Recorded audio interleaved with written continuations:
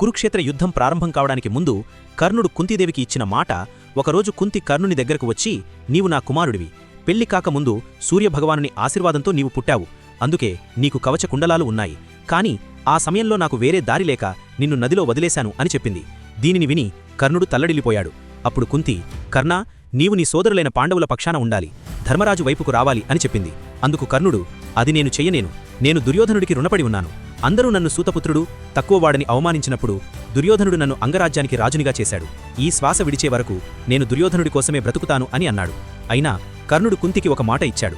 యుద్ధం ముగిసే సమయానికి నీకు 5 కుమారులే ఉంటారు, ధర్మరాజు, భీముడు, నకులుడు, సహదేవుడు. వీరిని నేను ఏమీ చెయ్యను, కాని అర్జునుణ్ణి మాత్రం వదలను. ఒకవేళ నా చేతిలో అర్జునుడు చచ్చినా, అర్జునుడి చేతిలో నేనే చచ్చినా నీకు పంచపాండవులు ఉంటారు అని చెప్పి బాధతో అక్కడి నుంచి వెళ్ళిపోయాడు. అందుకే కురుక్షేత్రంలో కర్ణుడు అర్జునుణ్ణి తప్ప పాండవుల్లో ఎవరికీ హాని చేయలేదు.